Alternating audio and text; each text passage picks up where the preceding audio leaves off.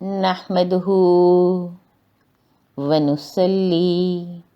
ونسلم علی رسولہ الکریم، اما بعد، فاعوذ باللہ من الشیطان الرجیم،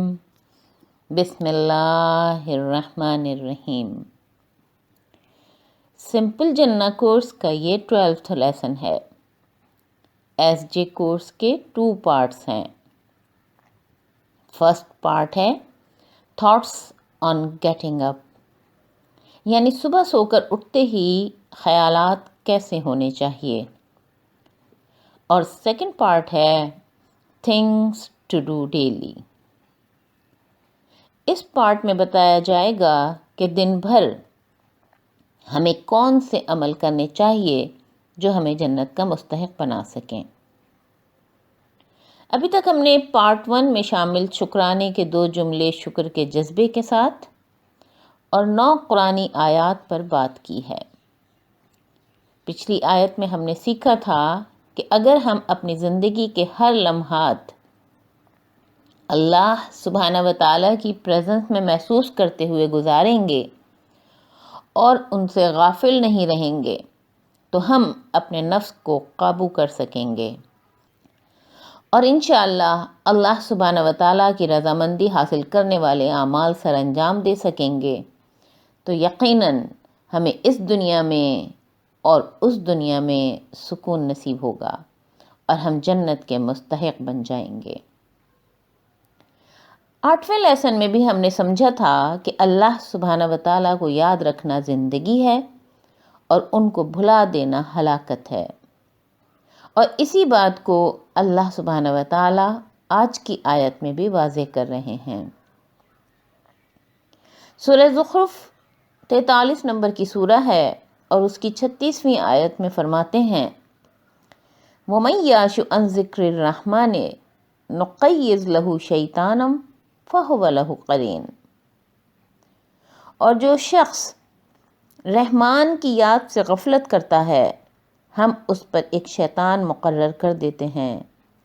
پھر وہی اس کا ساتھی ہو جاتا ہے۔ اس آیت مبارکہ میں اللہ سبحانہ و تعالیٰ اپنی خاص صفت رحمان بیان کر کے نصیحت فرما رہے ہیں کہ جو رحمان سے غافل ہوگا وہ شیطان کا ساتھی ہوگا۔ تو پھر اللہ سبحانہ و تعالیٰ کی رحمانیت سے غفلت برتنا کہاں کی عقل مندی ہے؟ اور جب انسان اللہ سبحانہ و تعالیٰ سے غافل رہ کر دنیا کے چکر میں لگا رہتا ہے تو اس کا اثر یہ ہوتا ہے کہ وہ غفلت میں ہی ڈوب جاتا ہے،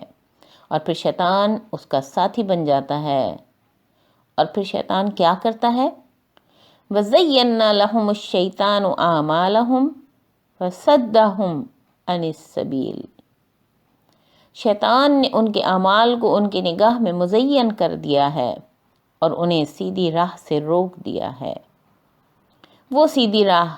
جو جنت میں لے جانے والی ہے، اس کی بڑی رکاوٹ شیطان ہے۔ شیطان دنیا کی لذتوں میں ڈوبے ہوئے انسان کو اس کے دنیاوی فضول کاموں کو اچھا بنا کر پیش کرتا ہے، اور انسان سمجھتا ہے کہ وہ سیدھی راہ پر ہے۔ انسان کے غفلت کی وجہ سے کرنے والے گناہوں کی آلودگی کی تاثیر یہ ہوتی ہے کہ اس کے دل، آنکھ اور کان پر پردے پڑ جاتے ہیں، جس سے وہ اللہ سبحانہ و تعالیٰ سے بیگانہ ہوتا چلا جاتا ہے، اور شیطان اس پر تسلط قائم کر لیتا ہے، اور شیطانی افکار اس کو ہر طرف سے گھیر لیتے ہیں۔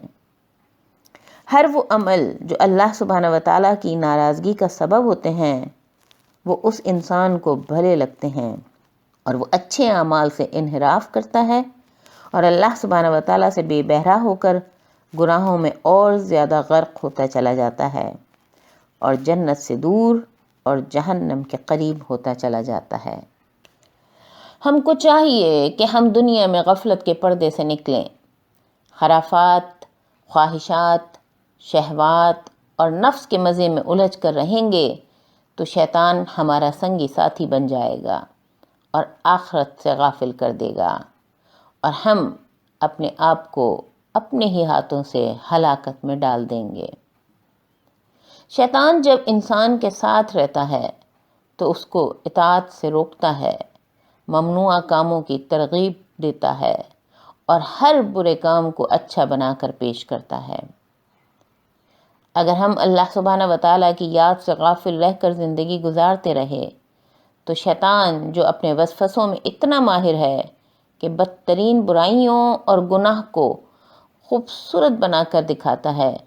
اور انسان ان برائیوں اور گناہوں کو فخریہ انداز سے اپنا لیتا ہے۔ جیسے اس کی مثال پچھلے دنوں سامنے آئی، وہ خواتین جو اللہ سبحانہ و تعالیٰ سے غافل ہیں، ان کا سلوگن سامنے آیا، میرا جسم میری مرضی۔ غافلوں کو یہ پتہ ہی نہیں کہ نہ جسم تمہارا ہے اور نہ مرضی تمہاری ہے۔ جسم بھی اللہ سبحانہ و تعالیٰ کا دیا ہوا ہے تو مرضی بھی اللہ سبحانہ و تعالیٰ کی ہی ہونی چاہیے۔ اسی طرح بیوٹی کانٹیسٹ ہوتے ہیں اور اللہ سے غافل خواتین کو انسان نما شیطان دوست بن کر گناہ کے کاموں کو مزین کر کے ان کو دکھاتے ہیں، اور مس ورلڈ اور مس یونیورس کے نام پر خواتین کی عریانیت دنیا کو دکھائی جاتی ہے، اور غافل خواتین کو یہ احساس بھی نہیں ہوتا کہ وہ غفلت میں ایسے کام کر رہی ہیں جو ان کو جنت سے دور اور جہنم کا مستحق بنا رہے ہیں۔ اسی طرح مرد حضرات جب اللہ سبحانہ و تعالیٰ سے غافل ہوتے ہیں تو شیطان ان کو بھلا دیتا ہے کہ حلال کیا ہے اور حرام کیا ہے،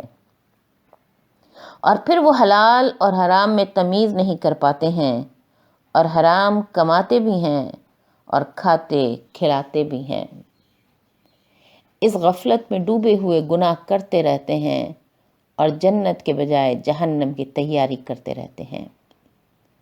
اس آیت پر غور کرنے کے بعد یہ پتہ چلتا ہے کہ اللہ سبحانہ و تعالیٰ کی یاد سے غفلت، یعنی اپنے آپ کو ان کی پریزنس میں محسوس نہ کرنا،